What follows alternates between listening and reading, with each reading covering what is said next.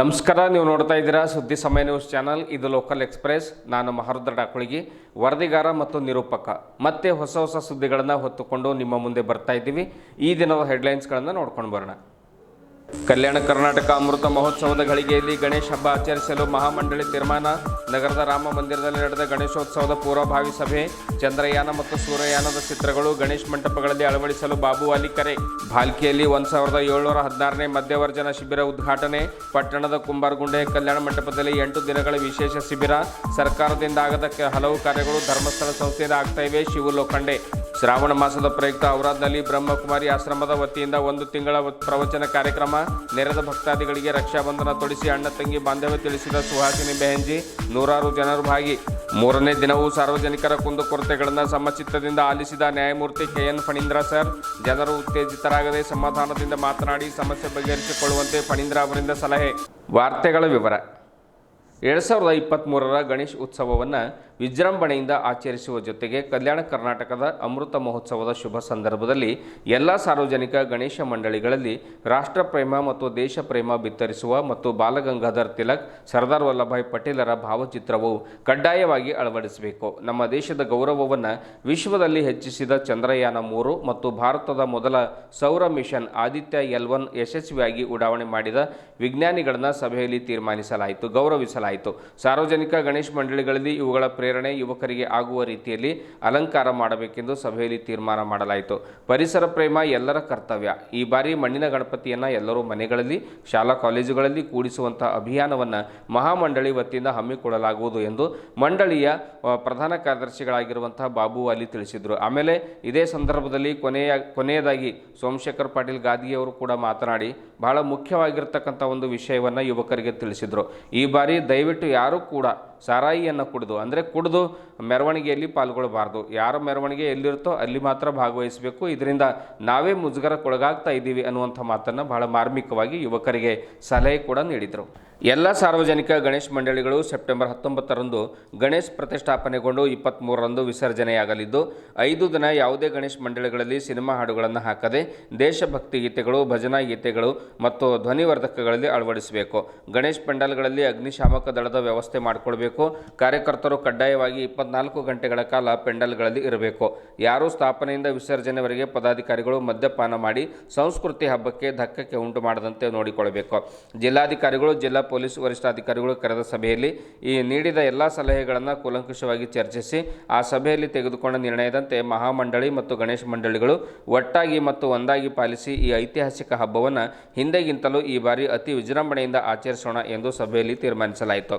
ಪರಂಪರೆಯಂತೆ ಐತಿಹಾಸಿಕವಾಗಿ ಬೀದರ್ನಲ್ಲಿ ಜರುಗುವ ರಾಷ್ಟ್ರೀಯ ಹಬ್ಬವಾದ ಗಣೇಶ ಚತುರ್ಥಿಯ 2023ರ ಗೌರವಾಧ್ಯಕ್ಷರಾಗಿ ಮಾನ್ಯ ಜಿಲ್ಲಾ ಉಸ್ತುವಾರಿ ಸಚಿವರು, ಅರಣ್ಯ, ಪರಿಸರ ಹಾಗೂ ಜೀವಿಶಾಸ್ತ್ರ ಸಚಿವರಾದ ಈಶ್ವರ್ ಖಂಡ್ರೆ ಅವರನ್ನ ಮತ್ತು ಅಧ್ಯಕ್ಷರಾಗಿ ಚಂದ್ರಶೇಖರ್ ಪಾಟೀಲ್ ಗಾದ್ಗಿ ಅವರನ್ನ, ಆಮೇಲೆ ಪ್ರಧಾನ ಕಾರ್ಯದರ್ಶಿಯಾಗಿ ಬಾಬುವಾಲಿ ಅವರನ್ನ ಮತ್ತು ಉಪಾಧ್ಯಕ್ಷರಾಗಿ ಈಶ್ವರ್ ಸಿಂಗ್ ಠಾಕೂರ್, ರೇವಣಸಿದ್ದಪ್ಪ ಜಲಾದೆ, ದೀಪಕ್ ವಾಲಿ ಸೇರಿದಂತೆ ಮುಂತಾದವರನ್ನ ಆಯ್ಕೆ ಮಾಡಲಾಗಿದೆ.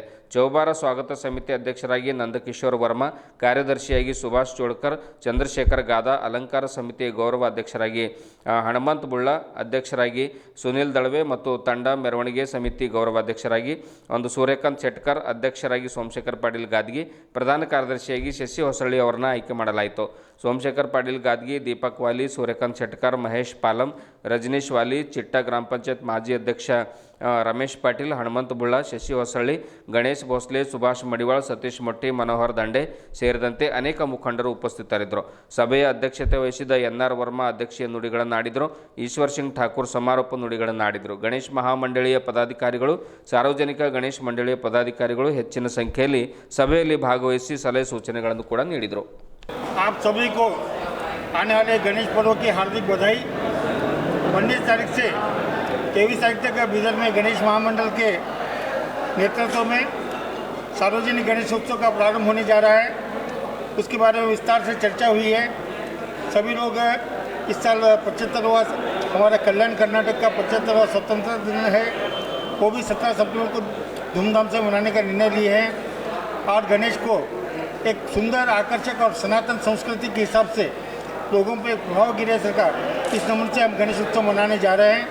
कुछ समस्याओं के समाधान के लिए कल हमारा डेलीगेशन ऑफिसरों से मिलकर उसका निर्णय करेंगे और आप सब लोग महामंडल के जो भी निर्णय होंगे उसको मानेंगे, ऐसी आशा करते हुए मेरे शब्द समाप्त करता हूँ। धन्यवाद। नंदकिशोर वर्मा। ಗಣೇಶ್ ಮಹಾಮಂಡಲ ಪ್ರತಿ ವರ್ಷದಂತೆ ಈ ವರ್ಷವೂ ಅದ್ಧೂರಿಯಾದಂಥ ಗಣೇಶೋತ್ಸವ ಆಚರಣೆ ಮಾಡಲು ತೀರ್ಮಾನಿಸಿ 19ರಿಂದ 23 ತನಕ ಗಣೇಶ ವಿಸರ್ಜನೆ 23ಕ್ಕಾಗತ್ತೆ, 19ಕ್ಕೆ ಪ್ರತಿಷ್ಠಾಪನೆಗೊಳ್ಳುತ್ತೆ. ಆಜಾದಿ ಕಾ ಅಮೃತ್ ಮಹೋತ್ಸವ ಕಲ್ಯಾಣ ಕರ್ನಾಟಕದ್ದು ಇದೆ. ಹಾಗಾಗಿ ಎಲ್ಲ ಗಣೇಶ ಪೆಂಡಲ್ಗಳಲ್ಲಿ ರಾಷ್ಟ್ರೀಯ ಭಕ್ತಿಯ ಪ್ರೇರಣೆ ಆಗಬೇಕು. ಈಕೋ ಫ್ರೆಂಡ್ಲಿ ಗಣಪತಿ ಇವಾಗಲೇ ಇಷ್ಟೊತ್ತಿನ ತನಕ ಎಲ್ಲ ಮನೆಗಳಿಗೆ, ಶಾಲೆ ಕಾಲೇಜುಗಳಲ್ಲಿ, ವಿದ್ಯಾರ್ಥಿಗಳಲ್ಲಿ, ಸಂಘ ಸಂಸ್ಥೆಗಳನ್ನು ವಿನಂತಿ ಮಾಡ್ತೀವಿ, ಮನೆಯಲ್ಲಿ ಕೂಡಿಸೋ ಗಣಪತಿಗಳು ಪರಿಸರ ಪ್ರೇಮಿ ಗಣಪತಿಗಳು ಮಾಡಬೇಕು. ಮಹಾಮಂಡಳಿ ಈ ರೀತಿಯಾಗ ಅಭಿಯಾನವನ್ನು ಮಾಡುತ್ತೆ ಅಂತೇಳಿ ಹೇಳ್ತಾ, ಈ ಸಲದ ಕರ್ನಾಟಕಕ್ಕೆ ಮೈಸೂರು ಪ್ರಾಂತ್ಯದಿಂದ ಕರ್ನಾಟಕ ಆಗಿ ಸುವರ್ಣ ಮಹೋತ್ಸವವನ್ನು ಆಚರಣೆ ಮಾಡ್ತಾಯಿದ್ದಾರೆ. ಅದರದ್ದು ನಾವು ಎಲ್ಲ ಗಣೇಶಗಳಲ್ಲಿ ವಿನಂತಿ ಮಾಡಿದೆವು, ಅದನ್ನು ಸಹ ಹೇಳ್ತಾರೆ. ಮತ್ತು ಆಡಳಿತಾತ್ಮಕವಾಗಿ ಜಿಲ್ಲಾಧಿಕಾರಿಗಳು, ಜಿಲ್ಲಾ ಪೊಲೀಸ್ ವರಿಷ್ಠಗಳು ಸಭೆಯಲ್ಲಿ ಕರೆದಾಗ ನಮ್ಮ ಎಲ್ಲ ವಿಷಯಗಳನ್ನು ಚರ್ಚೆ ಮಾಡಿ ಮುಂದಿನ ನಿರ್ಧಾರಗಳನ್ನು ಕೈಗೊಳ್ತೇವೆ. ನಾವು ಕೈಗೊಂಡಂಥ ನಿರ್ಣಯಗಳಿಗೆ, ಆಡಳಿತದ ಜೊತೆ ಕೈಗೊಂಡಂಥ ನಿರ್ಣಯಗಳಿಗೆ ಎಲ್ಲ ಗಣೇಶ ಮಂಡಳಿಗಳು ಪಾಲನೆ ಮಾಡಬೇಕಂತೇಳಿ ಈ ಸಂದರ್ಭದಲ್ಲಿ ವಿನಂತಿಸ್ಕೊತೀವಿ. ಈಗಾಗಲೇ ನೀವು ಇದ್ದೀರಿ ಇಲ್ಲ, ಈವಾಗಲೇ ಇಡೀ ವಿಶ್ವವನ್ನೇ ಬೆರಗುಗೊಳಿಸ್ತಕ್ಕಂಥ ಸಾಮರ್ಥ್ಯವನ್ನು ನಮ್ಮ ಭಾರತದ ವಿಜ್ಞಾನಿಗಳು ಪ್ರದರ್ಶನ ಮಾಡಿದ್ದಾರೆ. ಚಂದ್ರಯಾನ್ 3 ಇರ್ಬೋದು, ನಿನ್ನೆ ಹೋದಂಥ ಸೂರ್ಯನ ಅಂಗಳಕ್ಕೆ ಆದಿತ್ಯವಾಗಿ ಬಂದಿರ್ಬೋದು. ಮಹಾಮಂಡಲ್ ಮೆಟ್ಟಿನಲ್ಲಿ ಅಭಿನಂದನೆ ಸಲ್ಲಿಸಲಾಗಿದೆ. ಗಣೇಶ್ಗಳು ಸಹ ಆ ಚಂದ್ರಯಾನ ಮತ್ತು ಸೂರ್ಯನ ಆದಿತ್ಯವನ್ನು ಪ್ರೇರಣೆ ಮಾಡ್ತಕ್ಕಂಥ ಗಣೇಶ್ ವಿಗ್ರಹಗಳು ಮತ್ತು ಡೆಕೋರೇಷನ್ ಮಾಡಲಿ ಅಂತೇಳಿ ವಿನಂತಿ ಮಾಡ್ತೀವಿ. 25ನೇ ವರ್ಷವನ್ನು ನಾವು ಆಚರಣೆ ಮಾಡ್ತಾ ಇದ್ದೇವೆ. ಈ ಹೋರಾಟದಲ್ಲಿ ಬಹುಶಃ ಈ ಭಾಗದ ಅನೇಕ ಜನ ಪ್ರಾಣವನ್ನು ಕಳ್ಕೊಂಡಿದ್ದಾರೆ. ಕಳೆದ ವರ್ಷ ಭಾರತದ ಸುವರ್ಣ ಮಹೋತ್ಸವವನ್ನು ಆಚರಣೆ ಮಾಡಿದ್ದೇವೆ. ಈ ಸರ್ತಿ ನಾವು ನಮ್ಮ ಕಲ್ಯಾಣ ಕರ್ನಾಟಕ ಭಾಗದ ನಿಜಾಮ ಆಸ್ಥಾನದಿಂದ ಮುಕ್ತಾದಂತಹ 75ನೇ ವರ್ಷಾಚರಣೆಯನ್ನು ನಾವು ಮಾಡ್ತಾ ಇದ್ದೇವೆ. ಮಹಾಮಂಡಳಿ ಮೀಟಿಂಗನ್ನು ಮಾಡಿ ಅತಿ ಅದ್ದೂರಿಯಾಗಿ ಗಣಪತಿ ದೇವರ ಹಬ್ಬವನ್ನು ಆಚರಣೆ ಆಗಬೇಕು ಅನ್ನೋ ನಿಟ್ಟಿನಲ್ಲಿ ಅನೇಕ ನಿರ್ಣಯಗಳನ್ನು ಮಹಾಮಂಡಳಿ ತಗೊಂಡಿದೆ. ಇವತ್ತು ವಿಶೇಷವಾಗಿ ನಮ್ಮೆಲ್ಲರಿಗೂ ಕೂಡ ತಲೆ ಹತ್ತುವಂಥ ಸಂದರ್ಭ. ಚಂದ್ರಯಾನದ ಮೇಲೆ, ದಕ್ಷಿಣ ಧ್ರುವದ ಮೇಲೆ ಮೊದಲನೇ ಬಾರಿಗೆ ಜಗತ್ತಿನ ಪ್ರಥಮ ರಾಷ್ಟ್ರ ಭಾರತ, ಅದು ನಮ್ಮ ಇತಿಹಾಸವನ್ನು ನಿರ್ಮಾಣ ಮಾಡಿದೆ. ಅದೇ ರೀತಿ ಇವತ್ತು ಸೂರ್ಯನ ಕೂಡ ಅಧ್ಯಯನ ಮಾಡುವಂಥ ಕೆಲಸಕ್ಕೂ ಕೂಡ ನಮ್ಮ ವಿಜ್ಞಾನಿಗಳು ಮಾಡಿದ್ದಾರೆ. ಮಹಾಮಂಡಳಿ ಕಡೆಯಿಂದ ಸರ್ವಾನುಮತದಿಂದ ಅಭಿನಂದನಾ ನಿರ್ಣಯವನ್ನು ಕೂಡ ಇವತ್ತು ತಗೊಂಡಿದೆ. ಬಹುಶಃ ನಾವು ಈ ಬರುವಂಥ ಗಣೇಶ ಹಬ್ಬ ಹಿಂದೂ ಸಮಾಜ ಒಟ್ಟಾಗಿ ವಿಜೃಂಭಣೆಯಿಂದ ಆಚರಣೆ ಮಾಡಬೇಕು. ಆ ನಿಟ್ಟಿನಲ್ಲಿ ನಮ್ಮ ಅಪೇಕ್ಷೆ ಇದೆ. ಜಿಲ್ಲಾಡಳಿತ ಪ್ರತಿ ವರ್ಷ ಏನು ಸಹಕಾರ ಕೊಡ್ತದೆ, ಆ ಸಹಕಾರ ಈ ವರ್ಷವೂ ನಮಗೆ ಕೊಡ್ತದೆ. ಮಹಾಮಂಡಳಿ ಎಲ್ಲ ಹಿರಿಯರು ಸೇರಿಕೊಂಡು ಒಳ್ಳೆಯ ರೀತಿಯಿಂದ ಗಣಪತಿ ಹಬ್ಬ ಆಚರಣೆ ಮಾಡ್ತೀವಿ ಅಂತ ಮಾತನ್ನು ಈ ಸಂದರ್ಭದಲ್ಲಿ ಹೇಳ್ತೇನೆ. ಎಲ್ಲ ಹುಡುಗರಿಗೆ ಮತ್ತು ವಿನಂತಿ ಏನಲ್ಲ, ನಿಮ್ಮ ಗಣಪತಿ ಮೇಲೆ ನೀವಿದ್ದರೆ ಒಳ್ಳೇದಿರ್ತದೆ. ನೀರು ಬಿಟ್ಬಿಡ್ತೀವಿ, ಬೇರೆ ಹೋಗ್ಬಿಡಿ ಚಾಲು ಅಲ್ಲೋ ಗಣ ಜಾಬೇಕು. ಮತ್ತೆ ಎಲ್ಲರಿಗೂ ಒಂದು ಕಳ್ಕಳಿ ವಿನಂತಿ ಅದ, ಅವತ್ತು ಒಂದಿನ ಕುಡಿಯೋದು ದೇವರೇ ನಮ್ಗೆ ಇದು ಸಿಫಾಜಿತಿ ಆಗ್ಬೇಕಾಗದು. ನಾನು ಪೊಲೀಸರ ಹತ್ರ ಹುಡುಗರಿಗೆ ಸಂಬಂಧಿಸಿ ಕೂಡ ಜಗಳ ಆಡ್ತಾರ ಅಂತ ಅವಾಗ ಏನ್ ಮಾತಾಡಲಿ? ಅದಕ್ಕೆ ನಾವು ನೆಟ್ಟಕ್ಕಿಂತ ಕ್ವಶನ್ ಬಿ ಚಂದ ಇರ್ತದೆ, ಎಲ್ಲ ಕರೆಕ್ಟ್ ಆಗ್ತದ. ಇಷ್ಟು ಹೇಳಿ ನಾನು ಮಾತು ಮುಗಿಸ್ತೀನಿ. ನಮಸ್ತೆ. ಶ್ರೀ ಕ್ಷೇತ್ರ ಧರ್ಮಸ್ಥಳ ಗ್ರಾಮಾಭಿವೃದ್ಧಿ ಯೋಜನೆ, ಭಾಲ್ಕಿ ತಾಲೂಕು, ಬೀದರ್ ಜಿಲ್ಲೆ ಮತ್ತು ಅಖಿಲ ಕರ್ನಾಟಕ ಜನಜಾಗೃತಿ ವೇದಿಕೆ, ಕರ್ನಾಟಕ ರಾಜ್ಯ ಮದ್ಯಪಾನ ಸಂಯಮ ಮಂಡಳಿ ಬೆಂಗಳೂರು, ಮದ್ಯವರ್ಜನ ಶಿಬಿರ ವ್ಯವಸ್ಥಾಪನಾ ಸಮಿತಿ ಭಾಲ್ಕಿ ಹಾಗೂ ವಿವಿಧ ಸಂಘ ಸಂಸ್ಥೆಗಳ ಸಹಕಾರದೊಂದಿಗೆ ಭಾಲ್ಕಿಯಲ್ಲಿ 1716ನೇ ಮದ್ಯವರ್ಜನ ಶಿಬಿರದ ಉದ್ಘಾಟನೆ ನೆರವೇರಿತು. ಬಸವ ಕಲ್ಯಾಣದ ಅನುಭವ ಮಂಟಪ ಅಧ್ಯಕ್ಷರಾದ ಡಾಕ್ಟರ್ ಬಸವಲಿಂಗ ಪಟ್ಟದೇವರು ಶ್ರೀಗಳ ಸಾನ್ನಿಧ್ಯದಲ್ಲಿ ಸ್ವಾತಂತ್ರ್ಯ ಸೇನಾನಿ ಹೀರಾಚಂದ್ ವಾಘ್ಮಾರೆ ಅವರು ಶಿಬಿರದ ಉದ್ಘಾಟನೆ ಕೂಡ ನೆರವೇರಿಸಿದರು. ಲೋಖಂಡೆ ಅವರು ಇದೇ ಸಂದರ್ಭದಲ್ಲಿ ಅಧ್ಯಕ್ಷತೆಯನ್ನು ವಹಿಸಿ ಮಾತನಾಡಿ, ಸರ್ಕಾರದಿಂದ ಕೈಗೊಳ್ಳಲು ಆಗದೇ ಇರುವಂಥ ಕೆಲಸ ಹಲವಾರು ಸಮಾಜಮುಖಿ ಯೋಜನೆಗಳನ್ನು ಡಾಕ್ಟರ್ ಡಿ ವೀರೇಂದ್ರ ಹೆಗಡೆ ಅವರು ಶ್ರೀ ಕ್ಷೇತ್ರ ಧರ್ಮಸ್ಥಳ ಗ್ರಾಮಾಭಿವೃದ್ಧಿ ಯೋಜನೆ ಮೂಲಕ ಕೈಗೆತ್ತಿಕೊಳ್ತಾ ಇದ್ದಾರೆ. ಇಂತಹ ಕಾರ್ಯಕ್ರಮಗಳು ಇತರರಿಗೆ ಮಾದರಿಯಾಗಿದ್ದು, ದುಶ್ಚಟಗಳು ಬೀರುವ ದುಷ್ಪರಿಣಾಮದ ಬಗ್ಗೆ ತಿಳುವಳಿಕೆ ನೀಡುವ ಕೆಲಸ ನಿರಂತರವಾಗಿ ನಡೀಬೇಕಾಗಿದೆ ಎಂದು ಹೇಳಿದರು. ವೇದಿಕೆ ಮೇಲೆ ಸೋಮನಾಥಪ್ಪ ಅಷ್ಟುರೆ, ಜಯರಾಜ್ ದಾಬಶೆಟ್ಟಿ, ನಾಗಭೂಷಣ್ ಮಾಮಡಿ, ಶಿವರಾಜ್ ಮಲ್ಲೇಶಿ, ಸಂತೋಷ್ ಬಿಜಿ ಪಾಟೀಲ್, ವಿಜಯಕುಮಾರ್ ರಾಜಭವನ, ಸಂಜು ಕುಮಾರ್ ಭಾವಿಕಟ್ಟಿ, ಕವಿತಾ ಓಂಕರ್, ಚಂದ್ರಕಾಂತ್ ನೇಳಿಗೆ, ಲೋಕೇಶ್ ಜಬಾಡೆ, ಶರಣಪ್ಪ ಬಿರಾದರ್, ಅಶೋಕ್ ಬಾವ್ಗೆ ಇದ್ದರು. ಗ್ರಾಮಾಭಿವೃದ್ಧಿ ಯೋಜನೆ ಕುರಿತು ಪ್ರವೀಣ್ ಕುಮಾರ್ ಜಿಲ್ಲಾ ನಿರ್ದೇಶಕರು ಮಾತನಾಡಿದರು. ಸುಬ್ರಹ್ಮಣ್ಯ ವೈಎಂ ತಾಲೂಕಾ ಯೋಜನಾ ಅಧಿಕಾರಿಗಳು, ರಾಜೇಶ್ ಕೆ, ದಿನೇಶ್ ಮರಾಠಿ, ವೆಂಕಟೇಶ್ ಸಂಜಯ್ ನಾಯಕ್, ಶಿವಾನಂದ್ ಲಕಾಟೆ ಸೇರಿದಂತೆ ವಿವಿಧ ತಾಲೂಕುಗಳ ಯೋಜನಾ ಅಧಿಕಾರಿಗಳು, ವಲಯ ಮೇಲ್ವಿಚಾರಕರು, ಸಿಬ್ಬಂದಿ ವರ್ಗದವರು ಹಾಜರಿದ್ದರು. ವೀರೇಂದ್ರ ಹೆಗಡೆಯವರು ಇಲ್ಲಿ ಹಮ್ಮಿಕೊಂಡಿದ್ದಾರೆ. ನಾನು ಒಮ್ಮೆ ಅಲ್ಲಿ ಬೆಳತಂಗಡಿಯಲ್ಲಿ ಒಂದು ವಾರ್ಷಿಕದ ದೊಡ್ಡ ವ್ಯಸನ ಮುಕ್ತ ಈ ಮದ್ಯಪಾನ ಬಿಡಿಸೋದೇ ಒಂದು ದೊಡ್ಡ ಸಮಾವೇಶ. ಗದಗಿನ ಜಗದ್ಗುರುಗಳು ಪಾಲ್ಗೊಂಡಿದ್ವಿ. ಸುಮಾರು ಒಂದು 15 ವರ್ಷ ಹಿಂದಿರಬಹುದು. ಅಂಥ ಸಂದರ್ಭದಲ್ಲಿ ಭಾಳ ಜನ ಸೇರಿದ್ರು. ಭಾಳ ಜನ, ಬೃಹತ್ ಜನ ಇದ್ದರು. ಕೊನೆ ಸಮಾರಂಭ ಇತ್ತು. ಅಂಥ ಅಪರೂಪದ ಒಂದು ಕಾರ್ಯಕ್ರಮವನ್ನು ನಾಡಿನುದ್ದಕ್ಕೂ ಅವ್ರು ಮಾಡ್ತಾ ಇರೋದು, ಇದು ಕರ್ನಾಟಕದ ಬಹುತೇಕ ಸರ್ಕಾರದ ನೀತಿನೇ ಭಾಳ ವಿಚಿತ್ರ ಇರ್ತದೆ. ಒಂದು ಕಡೆ ಕೂಡಿಸ್ತಾರ ಅಂತಿದ್ರು. ಆ ಹೆಂಡದ ಮಾರಾಯ ಕೆಲಸ ಏನು ಅಂದರೆ, ಅವ ಹೆಂಡ ಬಿಟ್ಟು ಬಸವಣ್ಣವ್ರ ಪಾದಕ್ಕೆ ಶರಣಾಗಿದ್ದ. ಬಸವಣ್ಣನವರು ಅವನಿಗೆ ಉಳಿದವ್ರಿಗೆ ಬಿಡಿಸ್ಲಿಕ್ಕೆ ಅವನಿಗೆ ಹಚ್ಚಿದ್ರು. ಅವ ಹೊರಗೆ ಹೆಂಡದ ಅಂಗಡಿ ಅಂತ ಬೋರ್ಡ್ ಹಾಕ್ತಿದ್ದ. ಬೋರ್ಡ್ ಹಾಕಿ ಹೊಸ ಹೆಂಡದ ಅಂಗಡಿ ಆಗ್ಯದ ಅಂತ ತಿಳ್ಕೊಂಡು ಆ ಕುಡುಕರೆಲ್ಲ ಬಂದು ಕೂಡ್ತಿದ್ರು. ಕುಂತು ಅವರಿಗೆಲ್ಲ ಉಪದೇಶ ಮಾಡ್ತಿದ್ದ.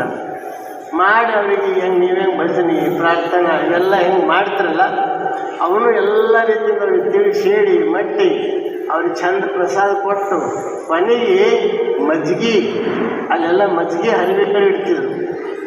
ಇನ್ನು ಅವ್ರಿಗೆ ಬಂದವರಿಗೆಲ್ಲ ಮಜ್ಜಿಗೆ ಕುಡಿಸಿ ಕಳಿಸಿ ಆ ದುಶ್ಚಟವನ್ನು ನಿರ್ಮೂಲನೆ ಮಾಡುವಂಥ ಒಂದು ಯೋಜನೆ 12ನೇ ಶತಮಾನದಲ್ಲಿ ದೊಡ್ಡವರಾಗಿ ಆ ತಾಯಿ ಸೇವೆ ಮಾಡ್ತಕ್ಕಂಥ, ಆ ತಾಯಿ ಸೇವೆ ಮಾಡೋದು ಬಿಟ್ಟು ಆ ತಾಯಿಗೆ ಏನದ ನೀವೇನದ ಒಂದು 70 ವರ್ಷ ಬರ್ತಕ್ಕಂಥ ತಾಯಿಗೆ ನೀವು 50ನೇ ವರ್ಷದಲ್ಲಿ ಸಾವು ಮಾಡ್ತಕ್ಕಂಥ ಇವತ್ತೇನದ ನೀವು ಮಾಡ್ತಕ್ಕಂಥ ಕೆಲಸ ಮಧ್ಯದಲ್ಲಿ ಆಗ್ತಾ ಇದೆ. ಬಂಧುಗಳೇ, ದಯಮಾಡಿ ನಾನು ವಿನಂತಿ ಮಾಡ್ಕೊಳ್ತೀನಿ, ಮದ್ಯ ಸೇವನೆಯಿಂದ ಮತ್ಯಾವುದೇ ಚಟ ಇರಲಿ ತಾವು ಬಿಟ್ಟು ತನ್ನ ಹೆಣ್ಣು, ನಾನು ಬಹಳಷ್ಟು ಅಕ್ಕಂಗರಿಂದ ಒಂದು ಸಣ್ಣ ಮಗುಗಳಿಂದ ತೊಗೊಂಡು ಬಂದಿದ್ದಾರೆ.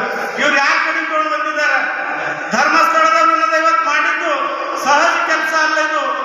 ಇದು ಬಹಳ ದೊಡ್ಡ ಕೆಲಸ ಇದೆ. ಇದು ನೀವು ಓಡ್ತಕ್ಕಂಥ ಜನರಿಗೆ ತರಬೇಕು, ನೀವು ಒಳ್ಳೆ ಪಾಠ ಕಲಿಸಿ ನಿಮ್ಮ ಮನೆಗೆ ಕಳಿಸ್ತಕ್ಕಂಥ ಕೆಲಸದಿಂದ ಅವ್ರು ಮಾಡ್ತಾ ಇದ್ದಾರೆ. ದಯವಿಟ್ಟು ಯಾರು ಹೆದರಕ್ತಕ್ಕಂಥ ಕೆಲಸ ಅಲ್ಲ. ಈ 7 ದಿವಸದಲ್ಲಿ ನಿಮ್ಗೊಂದು ಪುನರ್ಜನ್ಮ ಆಗ್ತಂತ ನಾನು ಭಾವಿಸ್ತೇನೆ. ಬಂಧುಗಳೇ, 7ನೇ ದಿವಸ ನೀವು ಇಲ್ಲಿ ಬಿಟ್ಟು ಹೋಗ್ಬೇಕಾದ್ರೆ ನಿಮ್ಗೆನದ ನೀವು ಒಬ್ಬರೊಬ್ಬರು ಅಳ್ತಕ್ಕಂಥ ಸಮಯ ಬರ್ತದೆ. ನಾವು ಯಾಕೆ ಬಿಟ್ಟು ನಡೆದೇವೆ ಇಲ್ಲಿ ಅಂತ. ಇದೇ ಕೆಲಸ ಹಿರಾಚಲ್ ವಾಗ್ಮಾರಿಯವ್ರನ್ನು ಕೂಡ ಅವರು ಹೇಳಿದ್ರು 9,000 ಜನ ನಾನು ಒಂದು ಸಹಿ ಮಾಡ್ಕೊಂಡು ಕುಡಿತಕ್ಕಂಥ ಅಂತೇಳಿ. ದಯವಿಟ್ಟು ನಿಮ್ಮ ಜೀವನದಲ್ಲಿ ಹೆಂಡರು, ಮಕ್ಕಳು, ತಾಯಿ ತಂದೆ ಏನದ ನೀವು ನೋಡೋದ್ರಿಂದ ಒಳ್ಳೆ ಜೀವನ ಕೊಡ್ತಕ್ಕಂಥ ಇದು ಶಿಬಿರಿದೆ. ಇದು ಧರ್ಮಸ್ಥಳದ ಜೀವನ ಪದ್ಧತಿ ಕಲಿಸ್ತಕ್ಕಂಥ ಕೆಲಸ ಮಾಡ್ತಾ ಇದ್ದಾರೆ. ಅದಕ್ಕೆಲ್ಲ ನಾವೆಲ್ಲ ಭಾರತೀಯ ಎಲ್ಲ ಅಣ್ಣ ತಮ್ಮಂದಿರು, ನಾನು ಧರ್ಮಸ್ಥಳದ ಬಂಧುಗಳಿಗೆ ವಿನಂತಿ ಮಾಡ್ತೇನೆ. ನಾನು ಇದು ಬಹಳ ಸಾಧಾರಣ ಕೆಲಸ ಪ್ರವೀಣಿಸಲು ಮಾಡ್ತಕ್ಕಂಥ ಕೆಲಸ ಇದು. ನಿಮಗೆಲ್ಲರೂ ಕೂಡ ಧರ್ಮಸ್ಥಳ ಇನ್ನೂ ಇಷ್ಟು ಉನ್ನತ ಮಟ್ಟಕ್ಕೆ ಬೆಳೆದ, ಹಾಗೂ ಬೆಳೆದ ಬಹಳಷ್ಟರಿಂದ ಬೆಳೀತದ. ಇವೆಲ್ಲರ ಆಶೀರ್ವಾದ ಯಾವಾಗಲೂ ಕೂಡ ಪೂಜೆಯಲ್ಲಿ. ಔರಾದ್ ಪಟ್ಟಣದ ಬ್ರಹ್ಮಕುಮಾರಿ ಆಶ್ರಮದಲ್ಲಿ 1 ತಿಂಗಳ ಕಾಲ ಪಾವನಧಾಮ ಕೇಂದ್ರದ ವತಿಯಿಂದ ಅರ್ಥಪೂರ್ಣ ಪ್ರವಚನ ಕಾರ್ಯಕ್ರಮ ಹಮ್ಮಿಕೊಳ್ಳಲಾಗಿದೆ.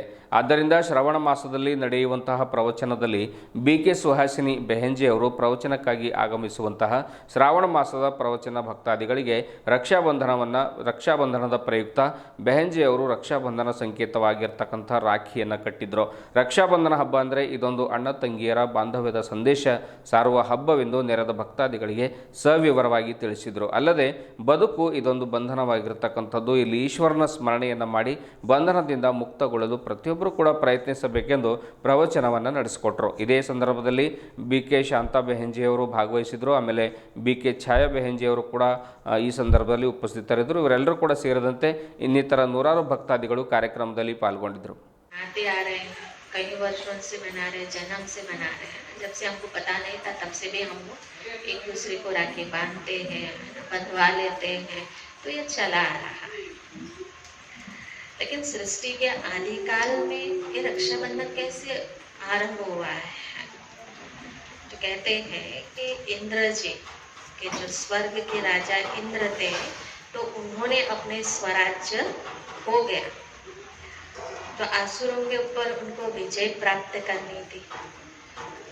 तो फिर वहां पे क्या हुआ, इंद्रिनी यानी जो उनके पत्नी थी, युगल थे, उन्होंने कि इंद्र को राखी बांधा। और राखी का प्रतीक क्या है? विजय।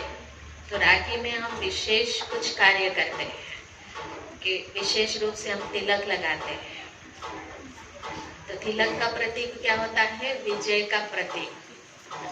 और दूसरा राखी, राखी मतलब क्या है कि पुण्य का पर्व, कि राखी मना बंधन, इसमें अलौकिक बंधन। तो वो भाई बहन का ही राखी नहीं है, बल्कि बहुत पुण्य प्रदायक पर्व है। तो इस तरीके से फिर हम कहते हैं कि कुछ दिन में ही कि इंद्र को स्वराज्य पुनः प्राप्त हो। इसी तरीके से कि कहा जाता है कि हमारे देश में तो विभिन्न प्रकार के देवी देवताओं की कहानियां बताई जाती हैं। तो कहते हैं कि यम जब यमुना से मिलने गया, अपने बहन से मिलने गए, तो कि यमुना ने क्या किया, यम को यानी अपने भाई को उसने राखी बांधा। और जब उसने राखी बांधा तो यम ने क्या कहा कि आज से कि जो बहन अपने भाई को राखी बांधेगी और जो भाई अपने बहन से राखी बंधवा लेगा, तो वो कि जमदीत की यातनाओं से मुक्त हो जाएगी। तो इसलिए इसको विशेष रूप से बहन ही भाई को राखी बांधते हैं। लेकिन उसके पूर्व काल में कि ब्राह्मण लोग यजमान लोगों को राखी बांधते थे। लेकिन जब विकृतियां बहुत अधिक बढ़ गया है, नकारात्मकता बहुत अधिक बढ़ गया है कि मानव के दृष्टिकोण में देह का बाण उत्पन्न हो गया है, तब से क्या किया, घर घर में कि अपने बहन अपने भाई को राखी बांधते हैं। परंतु वो विशेष रूप से क्या था और आज हमने उसको कहाँ ला करके खड़ा कर दिया कि जो सनातन धर्म की मर्यादाओं का कि वो विशेष रूप से स्मरण कराने का एक तरीका था। तो बहन जब ये राखी बांधती थी तो उसकी लंबी आयु के लिए प्रार्थना करती थी और उससे कहती थी कि जैसा मुझे अपने बहन के रूप में है ना पवित्र दृष्टि से देखते हो, तो संसार में जितने भी नारियां हैं वो सभी को इसी रूप से देखा। लेकिन आज को क्या कहाँ आकर के रह गया है ना, कि बहुत सिंपल सी बात है कि बहन डिमांड करती है कि मैं राखी बांधूंगी और तुम मुझे इतना दे देना उपहार में, तो भाई बांध देता है ना। तो वो तो बहुत आसान तरीका है, आपने मांगा और दे दिया। लेकिन क्या एक भावना थी, राखी बांधने के पहले हमने ईश्वर से प्रार्थना किया कि जिस धागे मैं बांध रही हूँ, है ना, कि ये मात्र धागे नहीं है, कि जो भी पौराणिक कथाएं हैं, कि जो भी संस्कार और संस्कृति है, इसके पीछे बहुत आध्यात्मिक रहस्य है। परंतु इसको हमने बहुत सिंपल तरीके से ले लिया, है ना। सवेरे उठ गए और तैयार हो गए तो हमने तिलक लगा दिया, तो राखी बांध दी। क्या जिस व्यक्ति को आप राखी बांध रहे थे तो उसको ईश्वर के सामने 1 मिनट के लिए तो कम से कम प्रार्थना किया कि इसके जीवन निर्विघ्न संपन्न हो, इसके जीवन में दुख और अशांति आए ही नहीं, या इसकी बहुत लंबी आयु हो। हमने ऐसे कभी प्रार्थना किया? फिर क्यों नहीं किया? करना तो चाहिए ना, उसी का तो प्रतीक है। पर हम क्या करते हैं, और आज तो महामारी लग गई है, कौन सी, कोई किसी के पास समय नहीं है कि न भाई अपने बहन के पास जाएगा राखी बंधवाने के लिए, ना बहन अपने भाई के पास जाएंगे। क्या महामारी लगी है? टाइम नहीं है हमारे पास, टाइम नहीं है ना। आज सवेरे जो हम लोग सत्संग करते हैं। हर दिन ब्रह्मा कुमारी विद्यालय में पढ़ाई होती है 1 घंटा सुबह 7 से 8, जिसको हम हमारी भाषा में कहते हैं मुरली, ईश्वर के महावाक्य। तो उसमें क्या कहा गया था कि टाइम कहाँ कहाँ वेस्ट करते हैं, कि कहाँ पे आधा घंटा, तो कहाँ पे 15 मिनट, कहाँ पे 5 मिनट। तो 4 जगह पे 5-5 मिनट आपने व्यर्थ किया तो कितने मिनट निकल गया? 20 मिनट निकल गया। 2 जगह पे आपने आधा घंटा वेस्ट किया तो कितना निकल गया? 1 घंटा निकल गया। तो क्या 1 घंटे में क्या हम ये कार्य नहीं कर सकते? तो राखी को एक तो कि कहा गया है ताबीज का कार्य करता है। ताबीज बांधते हैं ना, हमारे यहाँ पे तो अंधश्रद्धा बहुत है कि 2 दिन बुखार तप रहा है, डॉक्टर के पास गए, कम नहीं हुआ तो हम क्या कहने लगते हैं, बाहर का दुष्प्रभाव पड़ा है ना, भटकती हुई आत्मा का प्रवेश हो गया है। सही में हुआ है? तो ये विषय विकारों के ऊपर विजय प्राप्त करने का ताबीज है जो रक्षाबंधन का कार्य करता है। तो कोई भी बंधन हमको पसंद नहीं है, परंतु ये कौन सा बंधन है जिसको हम जाकर के खुद बंध जाते हैं? कोई हमारे ऊपर दबाव डालते हैं तो क्या हमको पसंद आता है? नहीं आता है। परंतु ऐसी कौन सा ये बंधन है, बड़ा अनोखा और बड़ा निराली बंधन है कि जहाँ पे कि कहा जाता है कि बस छोड़ दो, जो हो गया सो हो गया। तो तिलक पहला हम लगाते हैं, दूसरा हम राखी बांधते हैं, और राखी को कोई भी संस्कारी व्यक्ति जो होता है वो ऊपर गांठ नहीं मारता है कलाई के ऊपर। राखी ऊपर रहेगा और गांठ नीचे रहेगा। मतलब हमारे जीवन में जो भी कट्टे मीटे, जो भी संस्कारों के टकराव के कारण, मनमुटाव के कारण कि जीवन में जो गांठ के तरह रिश्ते हो चुके हैं, तो उसको हम सदा के लिए जीवन में नीचे छोड़ देते हैं। इसलिए कलाई के ऊपर राखी होता है और कलाई के नीचे गांठ होता है। तो गांठ का मतलब ये है कि एक दूसरे से हम प्रतिज्ञा कर रहे हैं, भाई अपने बहन से और बहन अपने भाई से। जैसे हम कहते हैं ना कि मैंने तो गांठ मार लिया, जब तक ये कार्य नहीं होगा तब तक कि ये प्रतिज्ञा मैं नहीं छोड़ूंगी। अरे बोलते बहुत हो, करते क्या?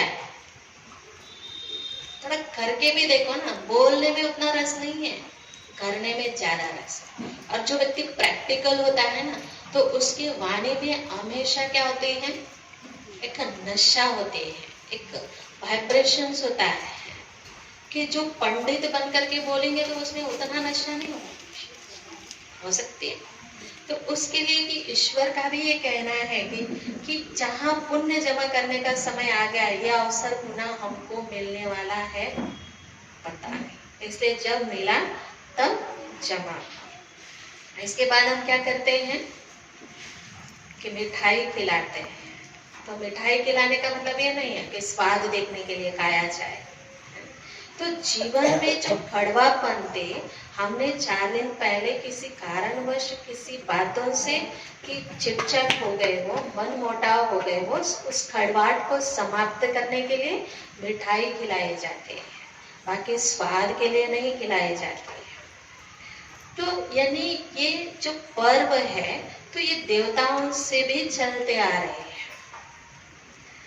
और इस प्रकार से हम कहीं बातें सोचते हैं और कहीं बातें समझने की भी प्रयत्न करते हैं कि देखिए हमारे जीवन में कैसे कैसे प्रसंग आता है। कि एक समय ऐसे आ गया, 3 मित्र थे स्वर्ग में, लेकिन तीनों आपस में कुछ बातों के कारण डिस्टर्ब होने लगे। और उनका नाम क्या था? एक का नाम कर्म था, एक का नाम भाग्य था और एक का नाम बुद्धि था। और तीनों आपस में कुछ बातों में डिस्टर्ब होने लगे। तो वहां से नारद जी गुजर रहे थे। जैसे नारद जी वहां से आए तो उन्होंने क्या देखा कि तीनों आपस में कुछ चिटचट कर रहे हैं, लेकिन चिटचट में चेहरे पे कोई आनंद नहीं है। तो इसके मतलब वो कुछ ना कुछ ऐसे बातें कर रहे हैं जिसमें एक दूसरे डिस्टर्ब हो रहे हैं। तो तीनों ने उनसे याचना किया कि बताइए कि हम तीनों में से बड़े कौन हैं। तो उन्होंने उनके सामने एक प्रसंग रखा कि आप लोगों को तब बताऊंगा कि मैं एक कार्य सौंप देता हूँ, उस कार्य को जब आप करके दिखाओ तब मैं आपको बताऊंगा कि इसमें बड़े कौन हैं। तो वो तीनों को उन्होंने कहा कि आपको एक एक को करके पृथ्वी लोक में जाना होगा और पृथ्वी लोक में जाकर के अपना कार्य करना है। तो सबसे पहले कर्म ने कहा मैं जाऊंगी पृथ्वी लोक में पहले। कि जब वो आया तो पृथ्वी में देखा, पृथ्वी लोक में एक लकड़हार था कि जो बहुत गरीब था, कि रोज लकड़ियां काट के लाना, हाथों में जितना समा था उतना लाना और बेचना, उसी पैसे से वो अपने घर को चलाना स्टार्ट किया। तो कर्म आया और उस व्यक्ति में प्रवेश हुआ, और जब वो कर्म प्रवेश हुआ तो वो व्यक्ति हर दिन से अधिक मात्रा में लकड़ियां तोड़ा।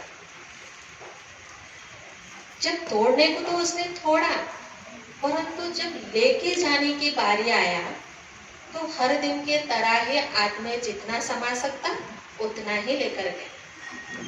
और नारद जी ने उसको 1 सप्ताह का टाइम दिया था, मतलब 7 दिन का टाइम दिया था। तो 7 दिन में अधिक परिवर्तन कुछ भी नहीं आया कि रोज के तरह ही वो उतना ही तरक्की पाया। उसके बाद उसका समय पूरा हुआ, वो वापिस चला गया स्वर्ग लोक। जब वहां चला गया तो वहां उसने देखा, तो उसके बाद किसको आना था? भाग्य को आना था। भाग्य आ गया, उस व्यक्ति में प्रवेश हो गया। जब भाग्य उस व्यक्ति में प्रवेश हो गया तो जैसा भाग्य उसके जीवन में आया तो उसको कुछ गठड़ियां मिल गया, कुछ पोटलियां मिल गया कि जो सोना चांदी से भरा हुआ। परंतु जब वो मिला तो वो व्यक्ति लेकर के आया घर, भाग्य से मिला, लेकिन उसके पास कर्म भी नहीं था, बुद्धि भी नहीं है। अब जो मिला उसको वो व्यक्ति क्या करने लगा कि आराम से खाना पीना सोना स्टार्ट किया। तो वो खाते खाते क्या हो गया कि जैसे पहला उसका हालत था कि वैसे ही हो गया, जैसे कि वैसे वहां का वहां पे ही रह गया। फिर उसका टाइम आ गया तो भाग्य भी चला गया स्वर्ग लोक। अब बचा कौन? बुद्धि। अब बुद्धि आ गया तो भाग्य भी बड़ा डिस्टर्ब हो गया कि मैंने भी जाकर के कुछ खास तरह के नहीं हुआ है, उस व्यक्ति का उन्नति नहीं हुआ। तो बुद्धि आया और बुद्धि आकर के क्या किया कि उस व्यक्ति के मस्तिष्क में प्रवेश हो गया। जब उस व्यक्ति के मस्तिष्क में प्रवेश हो गया तो वो सोचने लगा कि आज मैं किस तरह लकड़ियां तोड़ूंगा। तो सबसे पहला काम उसने किया, जो कुराड़ था उसका धार बहुत अच्छी तरीके से तेज किया और हर दिन से कि अधिक मात्रा में लकड़ियां तोड़ा। और अधिक मात्रा में लकड़ियां तोड़ा तो उसको विचार आया कि अब इसको लेके कैसे जाना है। और वो जो छोटे छोटे लकड़ियां जो रोज छोड़ करके वो जाता था तो उसने वो छोटे छोटे लकड़ियों को भी इकट्ठे किया और जो मीडियम था उसको भी उसने बांध दी। और जो बड़े लकड़ियां था उसको कुछ थार से, जैसे बेल होता है ना, तो वो निकाल करके उसने एक ढांचा बनाया ताकि इसके ढांचे के आधार से सारे लकड़ियों को मैं खींच करके ले जा सकूं। तो जैसे वो सारे लकड़ियों को उसने समेट लिया और समेट करके उस ढांचे के आधार से वो मार्केट में गया, बेचा, तो हर दिन से दुगना उसके पास संपत्ति आई। बुद्धि का काम था तो दूसरे दिन उसने क्या किया, 2 कुराड़ खरीदा और दोनों के धार तेज कर लिया। और जैसा तेज कर लिया वैसे गया।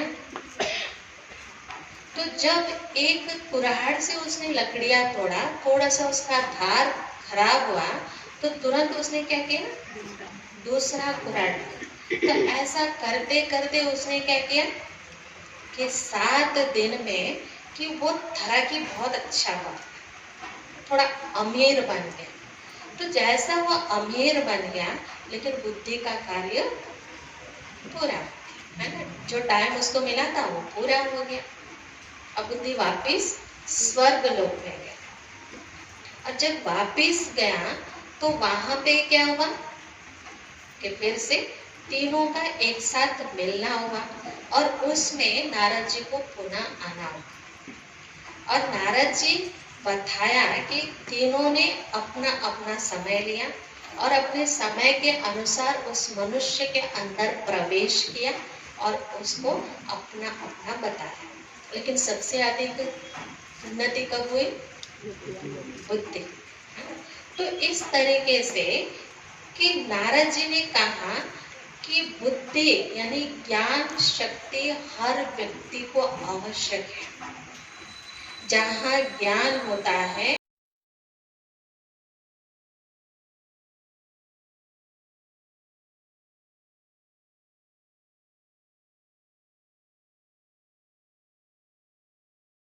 ನಾವು ಇಲ್ಲಿ ಬಂದಿರುವುದು ಸಾರ್ವಜನಿಕರ ಸಮಸ್ಯೆಗಳನ್ನು ಬಗೆಹರಿಸುವುದಕ್ಕಾಗಿ. ಹೀಗಾಗಿ ಯಾರೂ ಕೂಡ ಉತ್ತೇಜಿತರಾಗಿ ಮಾತನಾಡಬಾರ್ದು. ಸಮಾಧಾನದಿಂದ ತಮ್ಮ ತಮ್ಮ ಸಮಸ್ಯೆಗಳನ್ನು ಹೇಳಿಕೊಂಡು ಅವುಗಳನ್ನು ಪರಿಹರಿಸಿಕೊಂಡು ಹೋಗಲಿಕ್ಕೆ ಪ್ರಯತ್ನ ಮಾಡಬೇಕು ಎಂದು ಮಾನ್ಯ ಗೌರವಾನ್ವಿತ ಉಪಲೋಕಾಯುಕ್ತರು ಹಾಗೂ ನ್ಯಾಯಮೂರ್ತಿಗಳಾಗಿರುವಂತಹ ಶ್ರೀ KN ಫಣೀಂದ್ರ ಅವರು ರಂಗಮಂದಿರದಲ್ಲಿ ಈ ಮಾತನ್ನು ತಿಳಿಸಿದರು. ನಗರದ ರಂಗಮಂದಿರದಲ್ಲಿ 3ನೇ ದಿನವೂ ಕೂಡ ಸಾರ್ವಜನಿಕರ ಅಹವಾಲು ಸ್ವೀಕರಿಸಿ ಕುಂದುಕೊರತೆಗಳನ್ನು ಆಲಿಸುತ್ತಾ ಜನರಿಗೆ ಈ ರೀತಿಯಾಗಿ ಸಲಹೆ ನೀಡಿದರು.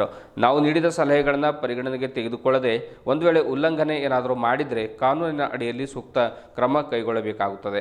ನಾವು ತೀರ್ಮಾನ ಮಾಡಲಿಕ್ಕೆ ಈ ಒಂದು ಆಗದೇ ಇದ್ದರೆ ಅಂಥ ಸಮಸ್ಯೆಗಳು ಕೂಡ ನಮ್ಮಲ್ಲಿ ಬಂದಿವೆ. ಹೀಗಾಗಿ ಆ ಸಂಬಂಧಪಟ್ಟ ಒಂದು ಅಧಿಕಾರಿಗಳಿಗೆ ಅದನ್ನು ನಾವು ರವಾನೆ ಮಾಡಿ ನಿಮ್ಮ ಸಮಸ್ಯೆಗಳನ್ನು ಆದಷ್ಟು ಮಟ್ಟಿಗೆ ನಾವು ಬಗೆಹರಿಸಲಿಕ್ಕೆ ಪ್ರಯತ್ನ ಮಾಡ್ತೇವೆ ಎನ್ನುವಂಥ ಮಾತನ್ನು ಕೂಡ ಹೇಳಿದರು.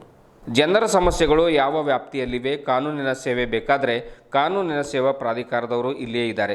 ಬಡವರು, ದೀನ ದುರ್ಬಲರು, ವಿಶೇಷವಾಗಿ ಮಹಿಳೆಯರು, ಅಂಗವಿಕಲರು, ವಿಶೇಷಚೇತನರಿಗೆ ಉಚಿತವಾಗಿ ಕಾನೂನಿನ ಸಲಹೆ ನೀಡುವ ಮತ್ತು ಸಹಕರಿಸುವ ಪ್ರಯತ್ನ ಕೂಡ ಮಾಡಲಾಗ್ತಾ ಇದೆ. ನಿಮಗೆ ಕಾನೂನು ಗೊತ್ತಿಲ್ಲದಿದ್ದರೆ ಸಲಹೆ ನೀಡುತ್ತೇವೆ. ಇಂದು ಎಲ್ಲ ಅಧಿಕಾರಿಗಳು ಇದ್ದಾರೆ. ಹೀಗಾಗಿ ನಿಮ್ಮ ಸಮಸ್ಯೆಗಳನ್ನು ಸಮಾಧಾನದಿಂದ ತಿಳಿಸಬೇಕು.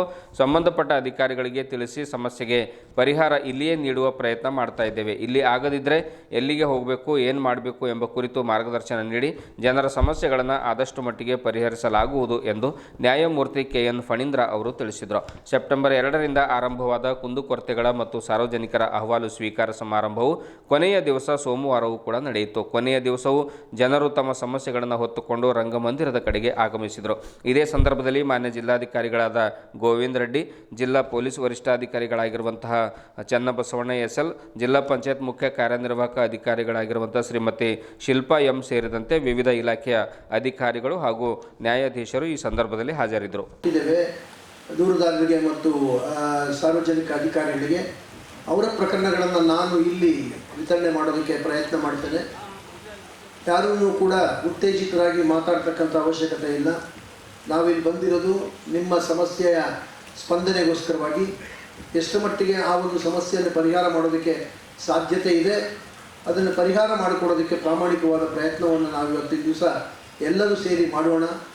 ಒಬ್ಬರ ಮೇಲೆ ಒಬ್ಬರು ವ್ಯಾಜ್ಯ ಮಾಡಿಕೊಂಡು ಅಥವಾ ಒಬ್ಬರಿಗೊಬ್ಬರು ಮಾತುಕತೆ ಮಾಡಿಕೊಂಡು ಕಿತ್ತಾಡಿಕೊಂಡು ಆ ರೀತಿ ಮಾಡ್ತಕ್ಕಂಥ ಒಂದು ವೇದಿಕೆ ಇದಲ್ಲ.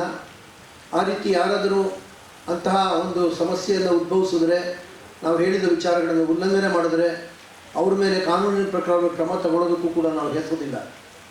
ಇದನ್ನು ಎಲ್ಲರೂ ಕೂಡ ಗಮನದಲ್ಲಿ ಇಟ್ಕೋಬೇಕು. ತಮ್ಮ ಸಮಸ್ಯೆ ಏನಿದೆ ಅಂತ ಹೇಳಬೇಕು, ಯಾರು ಆ ಸಮಸ್ಯೆಗೆ ಪರಿಹಾರ ಮಾಡಿಕೊಡ್ಬೇಕು ಅಂತಕ್ಕಂಥದ್ದಿದೆ. ಅಂಥದ್ದನ್ನು ಸಮಸ್ಯೆ ಪರಿಹಾರ ಮಾಡೋದಕ್ಕೆ ಪ್ರಯತ್ನ ಮಾಡ್ತೀವಿ.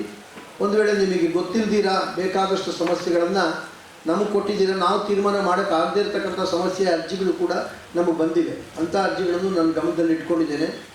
ಅದನ್ನು ಅಂಥ ಸಂದರ್ಭಗಳಲ್ಲಿ ನೀವು ಎಲ್ಲಿಗೆ ಹೋಗಬೇಕು, ಕಾನೂನಿನ ಪ್ರಕಾರವಾಗಿ ಯಾರು ಆ ಸಮಸ್ಯೆಯನ್ನು ಪರಿಹಾರ ಮಾಡಿಕೊಡ್ಬೇಕು, ಯಾವ ಒಂದು ವ್ಯಾಪ್ತಿ ಇದೆ ಅಂತಕ್ಕಂಥದ್ದನ್ನು ಪರಿಶೀಲನೆ ಮಾಡಿ ನಿಮಗೆ ಕಾನೂನಿನ ಪ್ರಕಾರವಾಗಿ ಕಾನೂನಿನ ಸಲಹೆಯನ್ನು ಸಹ ನಾವು ಇವತ್ತಿನ ದಿವಸ ಕೊಡ್ತೀವಿ.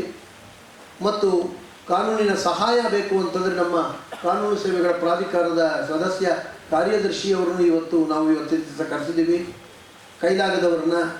ಕೈಲಾಗದವರಿಗೆ ಮತ್ತು ದೀನ ದುರ್ಬಲರಿಗೆ ಮತ್ತು ಆರ್ಥಿಕವಾಗಿ ಹಿಂದುಳಿದವರಿಗೆ ನ್ಯಾಯಾಲಯಕ್ಕೆ ಹೋಗೋದಕ್ಕೆ ಖರ್ಚು ಮಾಡೋದಕ್ಕೆ ಅವ್ರಿಗೆ ಸಮಸ್ಯೆ ಇರ್ತಕ್ಕಂಥ ವ್ಯಕ್ತಿಗಳಿಗೆ ಮತ್ತು ವಿಶೇಷವಾಗಿ ಮಹಿಳೆಯರಿಗೆ ಇವ್ರಿಗೆಲ್ಲರಿಗೂ ಕೂಡ ನ್ಯಾಯಾಂಗದಲ್ಲಿ ವ್ಯವಸ್ಥೆಯಿಂದ ಅಲ್ಲಿ ಫ್ರೀ ಲೀಗಲ್ ಏಡ್ ಕೊಡ್ತಾರೆ. ಅಲ್ಲಿಗೆ ನೀವು ಹೋಗಿ ಕೆಲವು ಮೇಲ್ಮನವಿ ಸಲ್ಲಿಸ್ತಕ್ಕಂಥದ್ದನ್ನೆಲ್ಲ ನಮಗೆ ಕೊಟ್ಟಿದ್ದಾರೆ ದೂರು ಅರ್ಜಿನ. ಅದು ನಾವು ಎಷ್ಟೇ ವರ್ಷ ಇಟ್ಕೊಂಡ್ರೂ ತೀರ್ಮಾನ ಮಾಡೋಕ್ಕಾಗಲ್ಲ.